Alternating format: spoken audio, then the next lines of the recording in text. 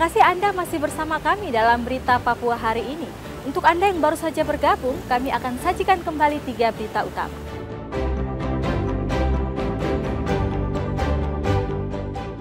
Seorang tukang bangunan di Kabupaten Manokwari membunuh majikan dan sembunyikan jenazah di dalam septic tank.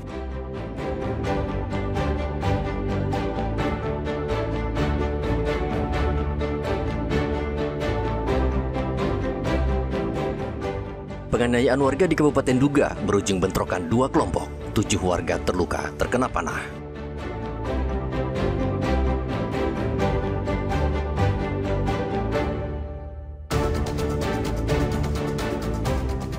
Empat korban terseret arus sungai di Kabupaten Duga ditemukan tewas, 14 lainnya masih hilang.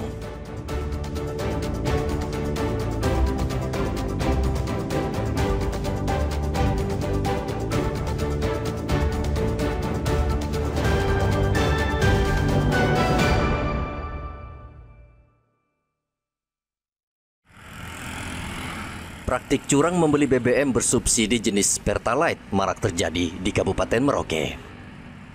Ini menjadi salah satu penyebab ketersediaan BBM di Merauke langka.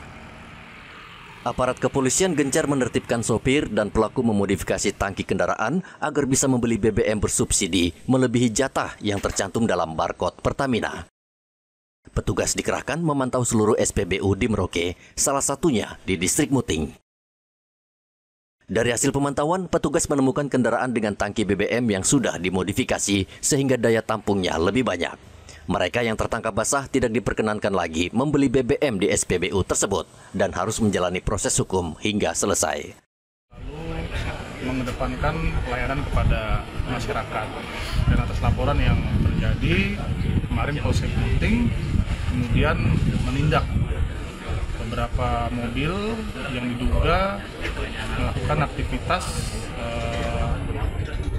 pengambilan BBM secara ilegal. Nah, itu langsung diamankan.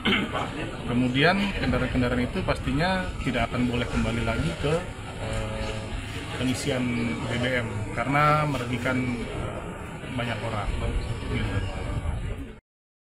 Langkah penertiban menjadi peringatan bagi masyarakat agar tidak menyalahgunakan distribusi BBM subsidi, karena polisi akan memproses para pelaku sesuai dengan hukum yang berlaku.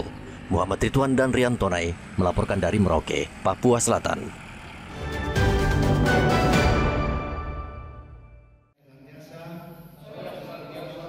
Kejaksaan Tinggi Papua membentuk satuan baru bernama Asisten Bidang Pemulihan Aset.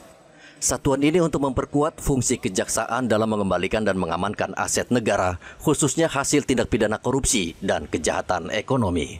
Kepala Kejaksaan Tinggi Papua, Henry Zal Husin, mengatakan pembentukan Asisten Bidang Pemulihan Aset sebagai langkah untuk memastikan setiap aset hasil kejahatan, baik di dalam maupun di luar negeri, dapat dilacak, diamankan, dan dikembalikan kepada negara. Bidang pemulihan aset akan bekerja lintas sektor dengan menggandeng instansi seperti Kementerian Keuangan, BPKP, dan Kepolisian, termasuk membuka kerjasama dengan lembaga keuangan untuk mempermudah pelacakan aset. Jadi di samping penanganan perkara, kita juga diminta fokus untuk pengembalian uang negara dengan cara melakukan penelusuran aset dan perampasan terhadap aset para pelaku tindak pidana. Sehingga ke depan di samping penegakan hukum, hukuman terhadap pelaku, kita juga upaya optimal untuk segera memulihkan aset-aset yang sebagai pengganti kerugian keuangan negara. Target kita Kejaksaan Tinggi sudah lebih ya, sudah ada 10 perkara lebih kita limpahkan, tapi kita tidak sebatas capaian itu. Kita harusnya optimal mungkin dalam menangani dan menyelesaikan perkara yang kita proses untuk kita dapatkan keputusan pengadilan. Asisten Bidang Pemulihan Aset akan memperkuat koordinasi di lingkungan Kejati Papua, khususnya bidang tindak pidana khusus dan intelijen. Kejaksaan Tinggi Papua berhasil menyelamatkan uang negara sebesar 107 miliar rupiah dari 10 kasus tindak pidana korupsi yang ditangani selama Januari hingga Oktober 2025. Kejaksaan juga menyita puluhan kendaraan milik tersangka dugaan korupsi. Hendra dan Rian Tonai melaporkan dari Kota Jayapura, Papua.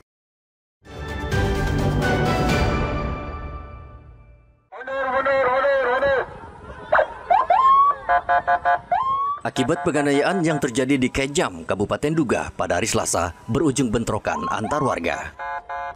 Dua kelompok saling serang menggunakan parang dan panah. Polisi terpaksa melepas tembakan ke udara untuk menghalau massa yang saling serang.